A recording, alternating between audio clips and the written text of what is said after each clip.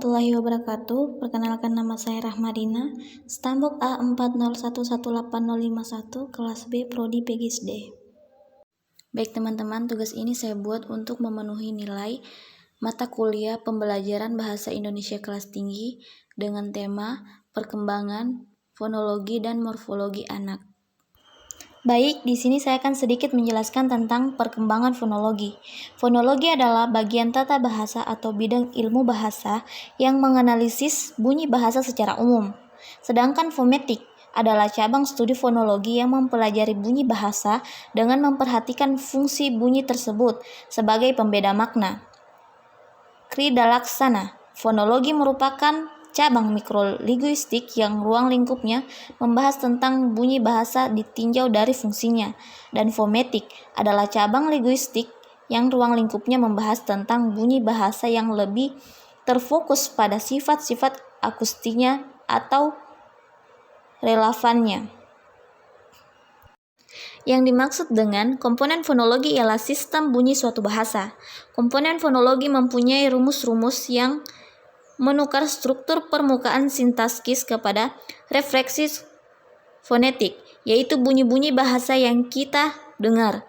Misalnya, jika kita mendengar kata-kata pacar, pacu, pacul, pakar, pahit, pantang, puntung, tahap, hadap, hadap, tutup, gelap, dan kurap, mantap. Selanjutnya adalah ada beberapa teori yang menjelaskan tentang pemerataan fonologi bahasa anak di antaranya. Yang pertama adalah teori struktur sejagat yang menjelaskan tentang Jackson, anak-anak yang normal dapat memproduksi beragam-beragam bunyi dalam vokalisasinya. Misalnya bunyi-bunyi vokal, bunyi-bunyi klik, konsonan langit-langit, sibilat, liquid, dan sebagainya. Tetapi yang anehnya, pada waktu si anak mulai memperoleh kata, kebanyakan dari bunyi-bunyi ini hilang, bahkan sebagian darinya. Misalnya, sibilan, gesekan, dan liquid hanya muncul kembali beberapa tahun kemudian. Selanjutnya, yang kedua yaitu teori generatif.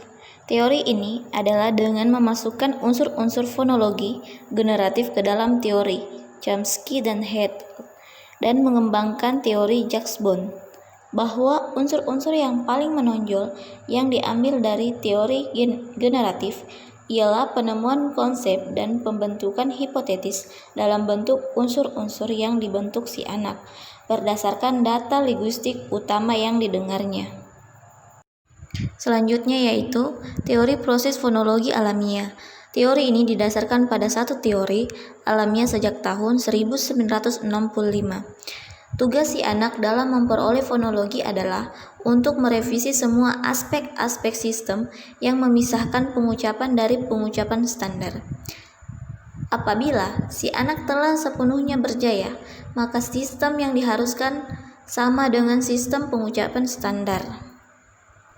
Selanjutnya kita masuk di morfologi anak.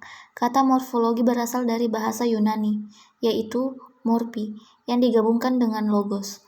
Morphi dan logos berarti bentuk, ilmu. Jadi berdasarkan makna unsur-unsur pembentukannya itu, kata morfologi berarti ilmu tentang bentuk kata atau pembentukan kata. Berdasarkan pengertian di atas, contoh morfologi adalah sebagai berikut.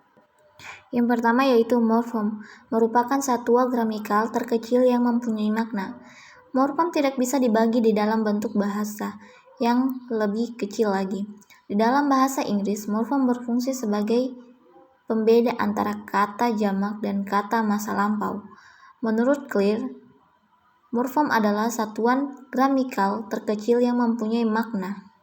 Kemudian, menurut Ramlan, morfem dapat ditentukan berdasarkan 6 prinsip, yaitu sebagai berikut. Yang pertama yaitu satuan-satuan yang mempunyai struktur, fonologi, dan arti leksikal atau makna gramatikal yang sama merupakan satu morfem. Misalnya, satuan lihat dalam dilihat, melihat, penglihatan. Dengan demikian, lihat merupakan formum. Kemudian, satuan yang mempunyai struktur fonologi berbeda merupakan satu formum apabila satuan-satuan itu mempunyai arti atau makna yang sama, dan perbedaan satuan fonologi dapat dijelaskan secara fonologisnya. Selanjutnya, satuan-satuan yang mempunyai struktur fonologis berbeda, sekalipun perbedaannya tidak dapat dijelaskan secara fonologis, masih dapat dianggap satu morfem apabila mempunyai arti atau makna yang sama dan mempunyai distribusi komplementer, dapat diterapkan secara silih berganti. Selanjutnya yang terakhir yaitu, setiap satuan yang dapat dipisahkan merupakan morfem. Misalnya, di samping kita bersandar yang memiliki satuan berstandar, terdapat kata sandaran yang memiliki satuan sadar, merupakan morfem yang berbeda. Mungkin hanya itu yang bisa saya jelaskan, lebih dan kurangnya saya mohon maaf. Saya akhiri, wabillahi taufiq wal hidayah. Assalamualaikum warahmatullahi wabarakatuh.